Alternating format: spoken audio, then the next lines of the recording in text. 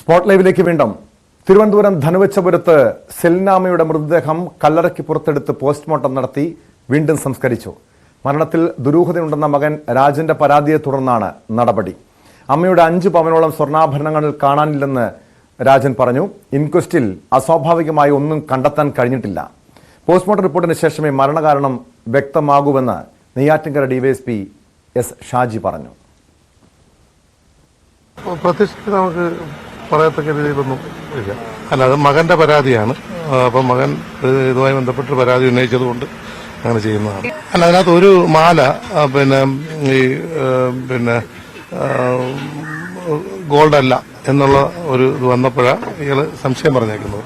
അപ്പൊ അതുമായി ബന്ധപ്പെട്ട് സംശയമുള്ളത് പറഞ്ഞതുകൊണ്ട് പ്രകടിപ്പിച്ചതുകൊണ്ട് പോലീസ് അങ്ങനെ ചെയ്യുന്നു. തിരുവനന്തപുരത്ത് നിന്ന് ബി അരുൺ ചേരുന്നുണ്ട്. അരുൺ, എന്നാണ് ഈ സെൽനാമയുടെ മരണം സംഭവിക്കുന്നത്? അതിനുശേഷം, അതായത് സംസ്കാരമൊക്കെ നടന്ന ശേഷമാണ് മകൻ ഇത്തരം ഒരു ആരോപണവുമായി രംഗത്തെത്തുന്നത്. അങ്ങനെ ഒരു ആസൂത്രിതമായി നടത്തിയ ഈ സ്വർണം കൊള്ളയടിക്കാൻ വേണ്ടി അല്ലെങ്കിൽ സ്വർണം കവർ ചെയ്യാൻ വേണ്ടി നടത്തിയ ഒരു കൊലപാതകമെന്നാണോ മകന്റെ ആരോപണം? പോലീസിന്റെ അന്വേഷണം എങ്ങനെയാണ് ഈ കേസുമായി ബന്ധപ്പെട്ട് നീങ്ങുന്നത്? ടോം, കഴിഞ്ഞ മാസം 17-ാം തീയതിയാണ് തിരുവനന്തപുരത്തെ വീട്ടിൽ, അതായത് ഈ ധനുവച്ചപുരത്ത് വീട്ടിൽ ഇവരെ മരിച്ച നിലയിൽ കണ്ടെത്തുന്നത്. വീട്ടിൽ കട്ടിലിൽ കിടക്കുന്ന രീതിയിലായിരുന്നു മൃതദേഹം കണ്ടത്. 17 അവർ 75 വയസ്സുള്ള സ്ത്രീയാണ്. വീട്ടിൽ ഒറ്റയ്ക്കാണ്, 2 മാസമായി മകനൊപ്പമല്ല. 2 മക്കളുടെ 2 പേരും വേറെ സ്ഥലങ്ങളിലാണ് താമസിക്കുന്നത്. ഒറ്റയ്ക്ക് താമസിക്കുകയായിരുന്നു. അത് അത്ര അധികം ആൾവാസം അധികമുള്ള ഒരു പ്രദേശവുമല്ല വീടിന്റെ സമീപമൊക്കെ. അതുകൊണ്ടാണ് അത്ര ഒരു സംശയം വന്നത്. മറ്റൊരു കാരണമുള്ളത്, ഈ മൃതദേഹം സംസ്കരിക്കുന്നതിന് മുമ്പായി കുളിപ്പിക്കുമ്പോൾ ഇവരുടെ കയ്യിലും മറ്റും പാടുകൾ, അമർത്തിപ്പിടിച്ച പാടുകൾ കണ്ടു എന്ന് കുളിപ്പിച്ച സ്ത്രീയും പറഞ്ഞു.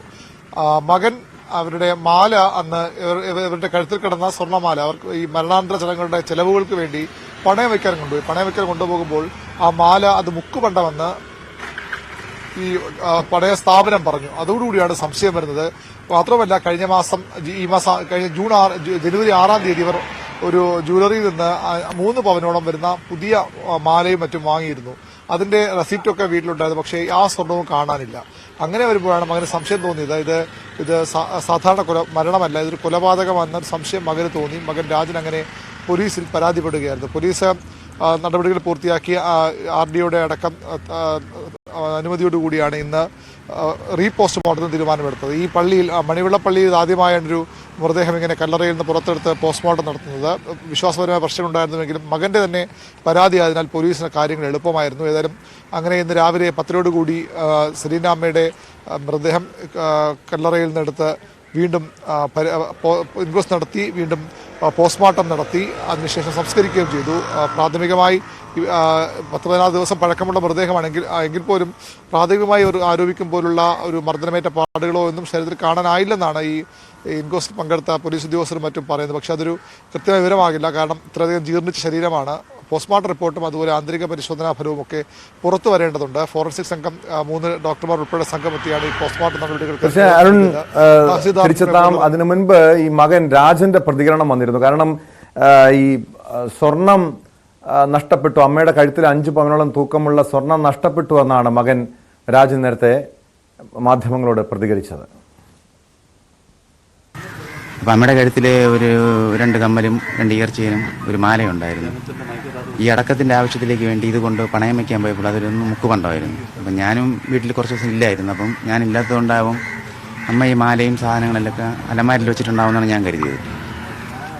അപ്പം നമ്മൾ ഇത് കഴിഞ്ഞിട്ട് അടക്കമെല്ലാം കഴിഞ്ഞതിന് ശേഷമാണ് ഈ അലമാര തുറക്കുന്നത്. അപ്പോഴേക്കും അമ്മ ഈ അടുത്ത ദിവസം, അതായത് കഴിഞ്ഞ മാസം 6-ാം തീയതി ഈ ജോയ് ആലുക്കാസിൽ നിന്ന് 3 പവൻ്റെ ആഭരണം വാങ്ങിച്ചിട്ടുണ്ട്. ഇവരുടെ കയ്യിൽ കുറച്ച് 2 വളയും മോതിരമൊക്കെ ഉണ്ടായിരുന്നു. അപ്പോൾ ഇതെല്ലാം നഷ്ടപ്പെട്ടപ്പോഴേക്കും പിന്നെയാണ് ബന്ധുക്കൾക്ക് എല്ലാവർക്കും സംശയമായി. ആ സംശയം എനിക്കും ബലപ്പെട്ടു. അപ്പം പിന്നെ അതിൻ്റെ സത്യാവസ്ഥ അറിയാൻ വേണ്ടി ഞാൻ സ്റ്റേഷനിൽ പരാതിപ്പെടുകയും അതിപ്പം ഈ പോസ്റ്റ്മോർട്ടം കഴിഞ്ഞു. ബാക്കിയുള്ള കാര്യങ്ങളെല്ലാം ഇനി പോസ്റ്റ്മോർട്ടത്തിന് ശേഷം റിസൾട്ട് വരുമ്പോഴേ അറിയാം. ബി അരുണിലേക്ക് വീണ്ടും. അരുൺ, ഈ മകൻ സൂചിപ്പിക്കുന്നതനുസരിച്ച് ഈ മരണത്തിൽ ദുരൂഹതയുണ്ടെന്ന് പറയുന്നത്, സ്വർണം നഷ്ടപ്പെട്ടതാണ് അതിന് അത്ര ഒരു സംശയത്തിന് കാരണമായി പറയുന്നത്. അങ്ങനെ ആരുടെങ്കിലും പേര് ഉന്നയിക്കുന്നുണ്ടോ? ഈ ഒരു കൊലപ്പെടുത്തിയതാണെങ്കിലോ അല്ലെങ്കിൽ മറ്റേതെങ്കിലും അസ്വാഭാവികമായിട്ടുള്ള മരണമാണെങ്കിലോ ആരെങ്കിലും സംശയിക്കുന്നുണ്ടോ ഇയാൾ? അത്തരത്തിൽ സംശയമൊന്നുമില്ല. ഒരു ആദ്യം ഈ മകനോട് നാട്ടുകാരും പഞ്ചായത്ത് മെമ്പറൊക്കെ ചോദിച്ചു, എന്തെങ്കിലും സംശയമുണ്ടോ, മരണം ഒറ്റയ്ക്ക് കിടന്ന സ്ത്രീയാണ് മരിച്ചത്, ഈ മകൻ അമ്മയ്ക്ക് സുഖമില്ല, അനക്കമില്ലാതെ കിടക്കുന്നുവെന്ന് സഹായത്തിനെത്തിയ സ്ത്രീ വിളിച്ചു പറയുമ്പോൾ ആശുപത്രിയിൽ കൊണ്ടുപോകാനാണ് രാജൻ അവിടെ എത്തുന്നത്. പക്ഷേ അപ്പോഴേക്കും മരിച്ചിരുന്നുവെന്ന് മനസ്സിലായി. അങ്ങനെ പിന്നീട് പോസ്റ്റ്മോർട്ടം വേണമെന്ന് ചോദിച്ചപ്പോൾ അതിൻ്റെ ആവശ്യമില്ല, സംശയമൊന്നുമില്ലെന്ന് മകൻ പറഞ്ഞു. പിന്നീടാണ് അതിനുശേഷമാണ് കുളിപ്പിച്ച് കഴിയുമ്പോഴാണ് ഈ ശരീരത്തിൽ പാടൊക്കെ കാണുന്നത്. പിന്നീട് ഈ സ്വർണ്ണം കൂടിയാകുമ്പോൾ അയാൾക്ക് സംശയം കൂടുകയായിരുന്നു. ഒന്നുകിൽ ഇവർ ഈ സ്വർണം ഒറ്റയ്ക്ക് തന്നെ താമസിക്കുന്നതുകൊണ്ട് ഒരു ബുക്ക് പണ്ടം ഇട്ട ശേഷം ഗോൾഡ് കവറിങ്ങുള്ള ആഭരണം ഇട്ട ശേഷം മറ്റത് മാറ്റി വെച്ചതാകാം, അല്ലെങ്കിൽ മറ്റാർക്കെങ്കിലും കൊടുക്കുകയോ അല്ലെങ്കിൽ വേറെ എവിടെയെങ്കിലും സൂക്ഷിക്കുകയോ ആകാം. അലമാരയാണ് സാധാരണ വയ്ക്കാറുള്ളത്. അമ്മയുടെ കയ്യിൽ എപ്പോഴും 25,000 രൂപയെങ്കിലും ഉണ്ടാകുമെന്നൊക്കെ രാജൻ പറയുന്നുണ്ട്. അതിനപ്പുറത്തേക്ക് അയാൾക്കാരെ സംശയമോ ഒന്നുമില്ല, പോലീസിനും അത്തരം വിവരങ്ങളൊന്നുമില്ല. ഒരു സ്വാഭാവിക മരണം തന്നെയാണ്, അതിനപ്പുറത്തേക്ക് ഒന്നുമില്ല നിഗമനമാണ് പോലീസിനുമുള്ളത്. പക്ഷേ ഈ ഒരു പരാതി വന്ന സാഹചര്യത്തിന് പരിശോധിക്കുന്നത്, ഇനി അത് സ്വാഭാവിക മരണം കണ്ടെത്തൽ പിന്നീട് ഈ സ്വർണ്ണം എവിടെ പോയെന്ന ചോദ്യമാകും വരുന്നത്. അത് പക്ഷേ പോലീസ് ആ രീതി ഗൗരവമായി എടുക്കില്ല.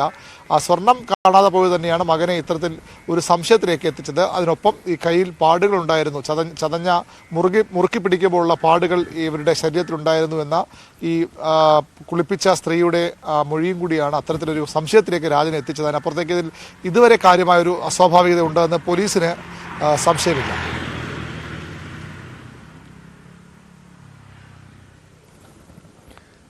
യെസ്, അങ്ങനെ ഇപ്പോൾ പോലീസിനെ സംബന്ധിച്ചിപ്പോൾ പോസ്റ്റ്മോർട്ടം നടപടിക്ക് ശേഷം മൃതദേഹം സംസ്കരിച്ചിട്ടുണ്ട്. ഈ രാജന്റെ മൊഴി എടുത്തിട്ടുണ്ട്. കൂടുതൽ ഈ ബന്ധുക്കളിലേക്കാണോ അന്വേഷണം നീങ്ങുന്നത്? അവരുടെയൊക്കെ കൂടുതൽ ഈ മരിച്ച സെന്നാമിയുമായി ബന്ധമുള്ള ആളുകളുടെ ചോദ്യം ചെയ്യുക, ആളുകളുടെ മൊഴിയെടുക്കുക, അത്തരമൊരു നടപടികളൊക്കെ ഉടൻ ഉണ്ടാകുമോ? അതോ പോസ്റ്റ്മോർട്ടം റിപ്പോർട്ട് ലഭിച്ച ശേഷം മാത്രമായിരിക്കും പോലീസ് ആ രീതിയിലുള്ളൊരു നടപടികളിലേക്ക് കടക്കുകയുള്ളൂ? പോസ്റ്റ്മോർട്ടം റിപ്പോർട്ടിന് ശേഷം മാത്രമേ റിപ്പോർട്ട് ലഭിച്ച ശേഷം മാത്രമേ അത്തരം നടപടിയിലേക്ക് പോലീസ് കടക്കാനിടയുള്ളൂ. ഡിവൈഎസ്പി എന്ന് സംസാരിച്ചിരുന്നു. അതിനപ്പുറത്തേക്ക് കാര്യമായി അവർ ഗൗരവത്തോടെ ഈ ഒരു വിഷയം, ഒരു കൊലപാതകമെന്ന ഒരു പ്രാഥമിക സൂചന പോലും പോലീസില്ല. അതുകൊണ്ട് തന്നെ അവർ അത്തരം നടപടിയിലേക്ക് കടക്കില്ല. മകൻ ഇത്തരം ഒരു പരാതി പറഞ്ഞുകൊണ്ട് മാത്രമാണ് ഈ റീപോസ്റ്റ്മോർട്ടം അല്ലെങ്കിൽ ഈ കല്ലറ നിന്നെടുത്ത് പോസ്റ്റ്മോർട്ടത്തിന് പോലീസ് തയ്യാറായത്. അതിനപ്പുറത്തേക്ക് പോലീസിന് ഇതിൽ ഒരു പരാതി നിന്ന് കഴമ്പുണ്ടെന്നോ അല്ലെങ്കിൽ ഇത്തരത്തിലൊരു കൊലപാതകമായ സാധ്യതയൊന്നും പോലീസ് ഈ ഘട്ടത്തിൽ അങ്ങനെ വിലയിരുത്തുന്നില്ല. അതുകൊണ്ടാണ് അവർ ആ ഒരു പോസ്റ്റ്മോർട്ടം റിപ്പോർട്ട് വരട്ടെ, റിപ്പോർട്ട് ലഭിച്ച ശേഷം മതി കൂടുതൽ നടപടികൾ, വേണ്ടി വന്നാൽ പിന്നീട് ചോദ്യം ചെയ്യലും ഒക്കെ അതിന് ശേഷം മാത്രമേ ഉണ്ടാകുകയുള്ളൂ.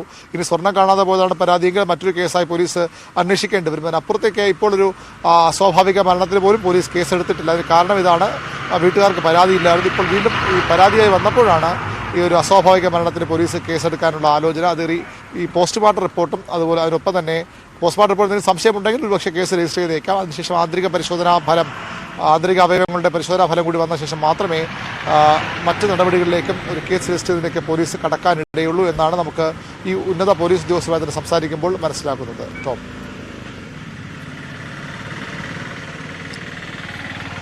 ഇനി അതല്ലെങ്കിൽ ഈ മരിച്ച സ്ത്രീ വീട്ടമ്മ അവര് ഈ സ്വർണം എവിടെയെങ്കിലും പണയം വെക്കാനോ മറ്റോ അങ്ങനെയുള്ള സാധ്യതയുണ്ടോ? അതോ ഈ മകന്റെ ഒരു സംശയം മാത്രമായിരിക്കുമോ? പോലീസ് പക്ഷേ ഏറെ ഗൗരവത്തോടു കൂടി പരാതിയുടെ അടിസ്ഥാനത്തിൽ അന്വേഷണം നടത്തുന്നുണ്ട്. ഇതൊരു വെറൊരു സംശയം മാത്രമായിരിക്കുമോ അതോ അതിനപ്പുറം ഒരു ദുരൂഹത പോലീസും സംശയിക്കുന്നുണ്ടോ?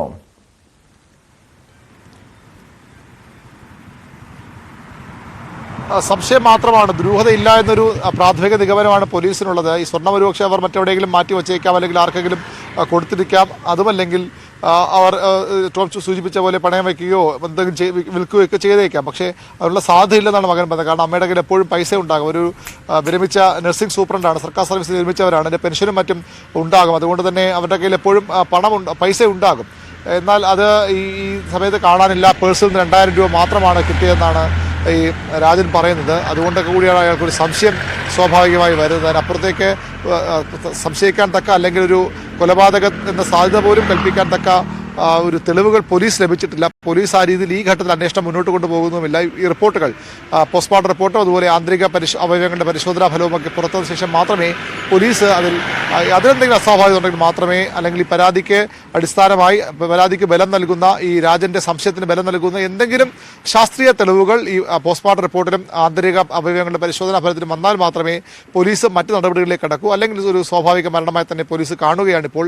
ഇനി അതിലും പോസ്റ്റ്മോർട്ടം റിപ്പോർട്ടിലും അസ്വാഭാവികമൊന്നുമില്ലെങ്കിൽ ഒരു സ്വാഭാവിക മരണമായി തന്നെ ഈ കേസ് ക്ലോസ് ചെയ്യും. അതിനപ്പുറത്തേക്ക് ഒരു അന്വേഷണത്തിന് പോലീസ് തയ്യാറായില്ല എന്നാണ് മനസ്സിലാകുന്നത്. പക്ഷേ ഈ റിപ്പോർട്ട് വളരെ പ്രധാനപ്പെട്ടതാണ്. റിപ്പോർട്ടിൽ ഏതെങ്കിലും തരത്തിലുള്ള അസ്വാഭാവികത ശ്രദ്ധയിൽപ്പെട്ടാൽ അത് കൂടുതൽ അന്വേഷണത്തിന് വഴിവെക്കുമെന്ന് ഉറപ്പാണ്.